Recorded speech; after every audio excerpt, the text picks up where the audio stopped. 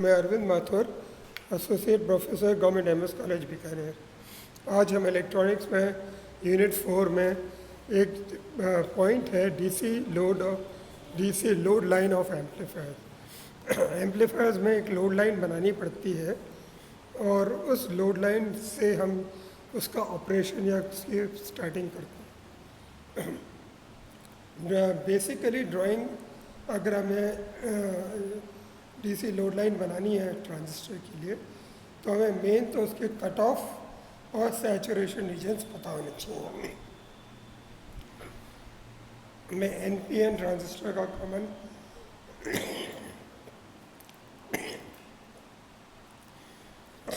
Common emitter का circuit बनाया है। इस कॉमन सर्टिफिकेट का इनपुट और आउटपुट कैरेक्टरिस्टिक्स होते हैं।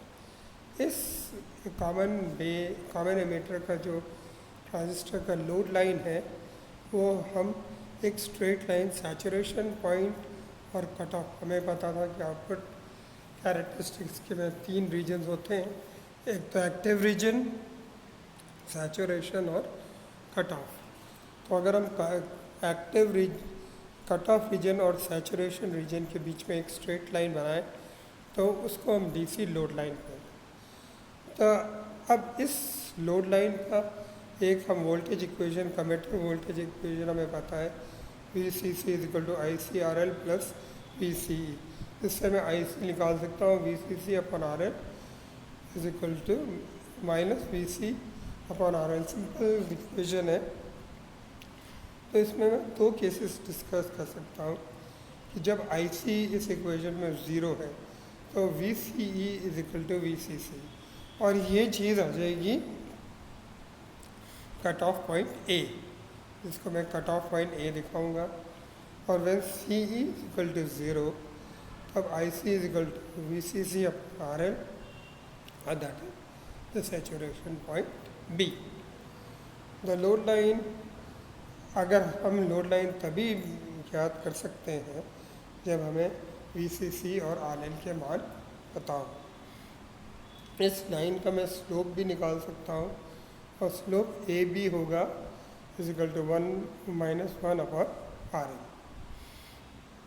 अब इसमें एक्टिव रीजन, तो इस इक्वेशन में ये जो पोर्शन है CDE, ये हम एक्टिव रीजन है और इस एक्टिव रीजन में कट ऑफ और सैचुरेशन के बीच में होता है।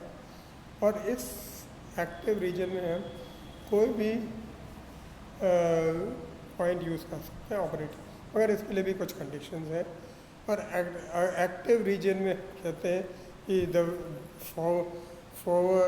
Base to junction is forward biased और collector to base junction is reversed.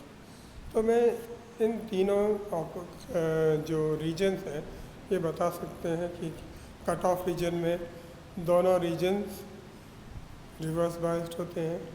Active region में emitter to base junction is forward biased, collector to base junction is reversed biased. और saturation region में दोनों terminals forward biased. इसलिए transistor operates सिर्फ active region में होता है जिसमें emitter to base junction is forward biased and collector to base junction is reversed biased. अब इस लोड लाइन के बाद हम बायस पॉइंट निकालना चाहते हैं जहाँ पे ये अब ट्रांजिस्टर का, तो इसको हम कहते हैं Q पॉइंट। और Q point is that where when no signal is implied, जब कोई सिग्नल नहीं आया तो हम कौन सा पॉइंट काम में लें। तो हम इसी रीजन में से मैं कहता हूँ कि ये वही लोड लाइन का मैंने दोबारा फिगर आपको यहाँ दे दिया फॉर इजी, कि इस लोड लाइन ग्राफ में जो सबसे मिड पॉइंट होता है वो सबसे बढ़िया होता है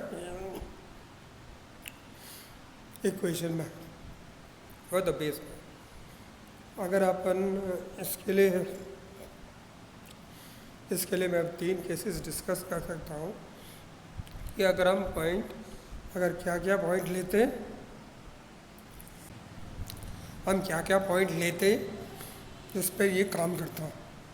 सपोज मैं ऑपरेटिंग पॉइंट सैचुरेशन रीजन के पास लेता हूँ, तो हमारे पास जो इनपुट साइकिल आ रही है तो उसकी जो नेगेटिव साइकिल जब आती है तो वो क्लिप हो जाती है। देखिए जैसे जो डॉटेड पोर्शन से दिखाया हुआ है। अगर मैं इसकी नेगेटिव साइकिल हुई, अगर मैं कट ऑफ रीजन को ऑपरेटिंग पॉइंट मानता हूँ, इनपुट सिग्नल हमारे पास वही है, इसमें जो पॉजिटिव साइकिल है वो कट ऑफ हो जाती है और वो कट ऑफ से दिखा सकते हैं। तो ये सर्किट उसके लिए आ जाएगा। फॉर सिंपल अंडरस्टैंडिंग, अगर मैं एक्टिव रीजन रखूँ, मिड पॉइंट रखूँ, तो आप ये देख सकते हैं कि पूरा का पूरा सिग्नल आउटपुट में हमें मिलता है, यानी क्लिपिंग नहीं होती। सिग्नल की जो आउटपुट की जो सिग्नल है वो क्लिप्ड नहीं होती। इसलिए इट इज़ जो हम मिड पॉइंट यूज़ करते हैं तो पूरा का पूरा इनपुट सिग्नल हमें आउटपुट में मिल जाता है। इसके बाद हम देखते हैं कि कुछ फैक्टर जो स्टेबिलिटी और क्यू पॉइंट की स्टेबिलिटी पर निर्भर करते हैं। तो हमें पास कुछ ट्रांजिस्टर पैरामीटर्स हैं और वो जो equation I C is equal to beta I beta plus one plus beta I C O से रिप्रेजेंट होता है, ये इक्वेशन है। इसमें वेरिएबल्स बीटा आई सी ओ ये बहुत ज़्यादा ताप पर निर्भर करता है, ताप पर निर्भर करने वाले कांस्टेंट्स हैं। अगर जब ये ताप बढ़ता है तो ऑल वेरिएबल्स सबकी वैल्यू बढ़ जाती है। और अगर ये ताप बढ़ता है तो कलेक्टर करंट बढ़ जाता है और ऑपरेटिंग पॉइंट जो मिड में था, जो हमने लिया था, वो शिफ्ट वो सैचुरेशन पॉइंट की तरफ जाने लगता है और फिर बहुत ज़्यादा डिस्टॉर्शन आता है जो हमें कुछ, मगर ये कुछ हम इसको थोड़ा बहुत अवॉइड कर सकते हैं अगर हम सर्किट डिज़ाइनिंग अच्छी करें। अच्छा, variation in parameters of the same type, सारे ट्रांजिस्टर्स हैं वो डेटा शीट में दिए होते हैं, पैराडाइम वेरिएशन। तो इस चीज़ को कि वो कितना स्टेबल रहेगा, एक स्टेबिलिटी फैक्टर से हम इसको डिफाइन करते हैं। स्टेबिलिटी फैक्टर रेशियो है change in collector current to the inverse saturation current, यानी delta D I C upon D I C O. इसको हम सैचुरेशन पॉइंट सैचुरेशन डिफाइन करते हैं या स्टेबिलिटी फैक्टर डिफाइन करते हैं। Stability factor generally it is the measure of bias stability of the circuit, कितना stable है। अगर स्टेबिलिटी फैक्टर हाई है तो वो इसका मतलब होता है कि बहुत ज़्यादा स्टेबल नहीं है, और लो अगर है तो indicates it is good stable, stability बहुत अच्छी है। मगर ये स्टेबिलिटी फैक्टर हम इसको डिफ़ाइन नहीं करना चाहते, इसको हम टर्म्स ऑफ बीटा डिफ़ाइन करना चाहते हैं। तो अगर मैं इसको बीटा के रूप में निकालना चाहूँ तो मेरे पास एक इक्वेशन आती है I C is equal to beta I B plus, जो मैंने आपको ऊपर बता रखी थी स्लाइड में। तो ये हो जाएगा वन प्लस बीटा। इसको मैं आई सी से डिफ्रेंशिएट करता हूँ और अगर मैं बीटा को कांस्टेंट मानता हूँ तो stability factor S is equal to one plus beta upon one minus beta del beta upon del I C आ जाता है। This is the stability factor for any biasing circuit. तो this is the stability factor, और ये stability factor common base amplifiers में और common emitter amplifiers में अलग अलग होती है। तो सबसे पहले मैं stability factor of a common base निकालना चाहता हूँ। तो कॉमन बेस का स्टेबिलिटी फैक्टर इज़ 1IC। ये एक इक्वेशन आती है, वो IC is equal to del, क्योंकि बेस में अल्फ़ा होता है तो alpha dot IE plus 1C, और इसको मैं फिर वही ICO से डिफ्रेंशिएट करूँ तो stability factor comes out to be 1। और the stable common base circuit is very stable, और इसमें हमने बायस स्टेबिलिटी की ज़रूरत नहीं पड़ती।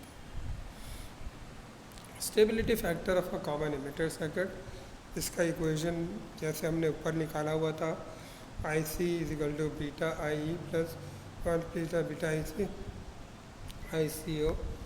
इसको वही हम ICO से डिफ्रेंशिएट करते हैं तो हमारे पास आ जाता है S is equal to 1 plus beta.